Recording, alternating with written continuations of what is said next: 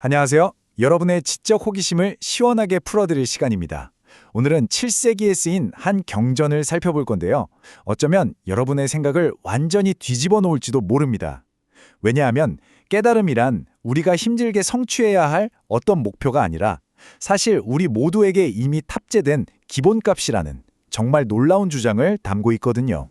자, 이 경전이 우리에게 던지는 핵심 질문부터 바로 들어가 보죠. 만약에 우리 모두가 이미 깨달은 존재, 그러니까 부처인데 단지 그 사실을 까맣게 잊고 있거나 알아차리지 못하고 있는 거라면 어떨까요? 이 도발적인 질문이야말로 오늘 우리가 탐험할 모든 이야기의 출발점입니다. 이 경전은요, 무슨 딱딱한 강의 같은 게 아니에요. 오히려 거대한 우주를 교실 삼아 열리는 특별한 Q&A 세션에 가깝습니다.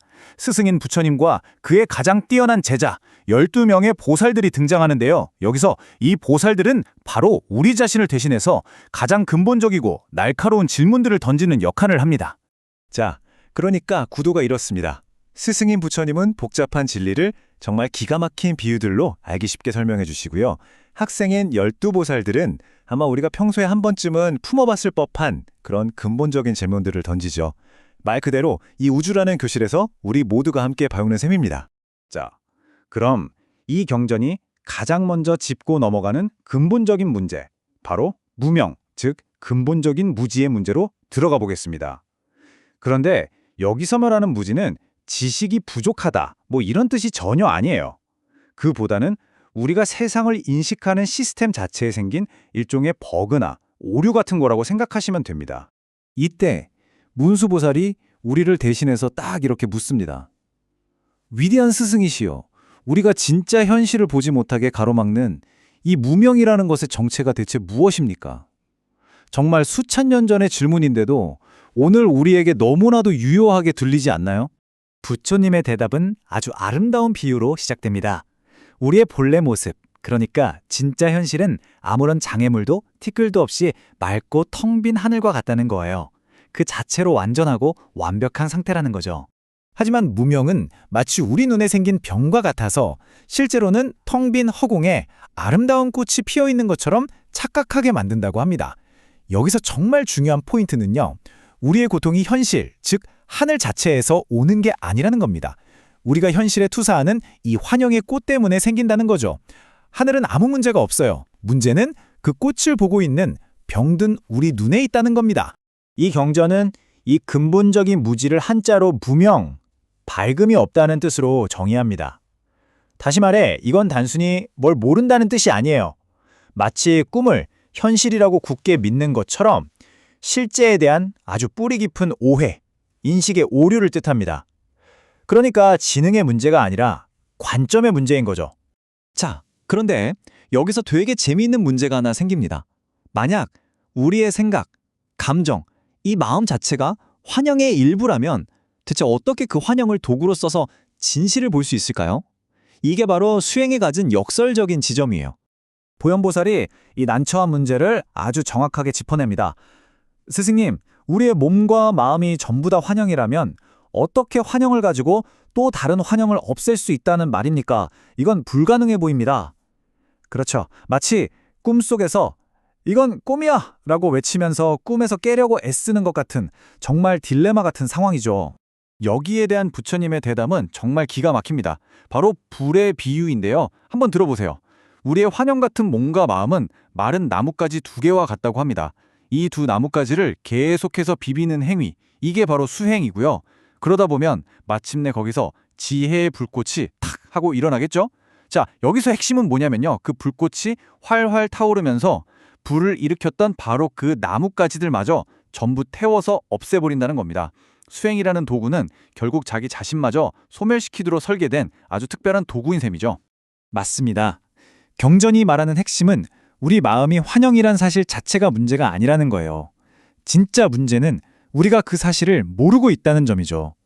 나뭇가지처럼 내 마음이 환영임을 알아차리면서 도구로 사용하면 지혜라는 불꽃을 낳지만 허공의 꽃처럼 무의식적으로 그 환영 속에서 살다 보면 그건 그냥 우리를 가두는 덫이 될 뿐이라는 겁니다. 자, 그렇다면 우리는 왜 굳이 이런 수행을 해야만 할까요? 왜 우리는 이 고통의 쳇바퀴에서 벗어나지 못하는 걸까요? 이제 그 쳇바퀴를 끊임없이 돌리는 근본적인 엔진, 그 뿌리가 무엇인지 한번 파헤쳐 보겠습니다. 미륵보살이 다음 핵심 질문을 던집니다. 이 끝없는 생사의 순환, 즉 윤회의 뿌리를 대체 어떻게 하면 완전히 잘라낼 수 있습니까? 우리 삶을 근본적으로 불만족스럽게 만드는 그 핵심 동력이 무엇이냐고 묻는 거죠. 경전의 진단은 아주 명확하고 직접적입니다. 윤회의 뿌리는 바로 은혜 탐욕이라고요. 이게 뭐냐면 사랑과 애착, 그리고 아무리 채워도 채워지지 않는 갈망에서 비롯된 아주 뿌리 깊은 집착을 의미합니다.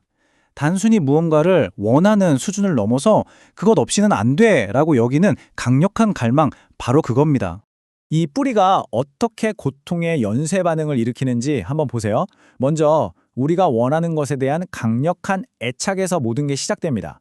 그럼 필연적으로 그 애착을 위협하는 모든 것들에 대한 증오나 혐오가 생겨나겠죠. 이 좋아하고 싫어하는 마음의 밀고 당김에 따라서 우리는 어떤 행동을 하게 되고요.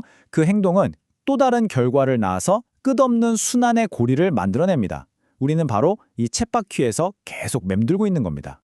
자, 이제 이 모든 문제에 대한 경전의 궁극적인 해결책, 깨달음에 대한 최종적인 관점을 살펴볼 시간입니다. 어떻게 하면 이 모든 환영을 걷어내고 다시 저 맑은 하늘을 볼 수 있을까요? 놀랍게도 경전의 해법은 무언가 새로운 능력을 얻거나 뭔가를 더하는 게 아니에요. 정반대입니다. 그냥 우리를 가로막고 있는 장애물을 제거하기만 하면 된다는 거죠. 마치 거울에 두껍게 낀 먼지를 닦아내거나 눈병이 저절로 치유돼서 허공의 꽃이 스르르 사라지게 하는 것처럼요. 본래의 맑음을 되찾는 과정, 그게 전부입니다. 이 경전의 한 구절이 이 모든 걸 말해줍니다. 중생이 본래 부처이니 생사와 열반이 어젯밤 꿈과 같도다. 우리의 깨달은 본성은 이미 완벽하게 여기에 존재하고 있고 단지 환영에 가려져 있을 뿐이라는 강력한 선언이죠. 우리가 겪는 윤회의 고통과 그것을 벗어난 열반의 기쁨조차도 깨고 나면 모두 사라질 어젯밤의 꿈과 같다는 겁니다. 그렇다면 우리가 깨달음을 얻기 위해서 새롭게 성취해야 할 것은 과연 몇 개일까요? 정답은 바로 0개입니다. 추가할 것은 아무것도 없습니다. 우리는 이미 완전하니까요.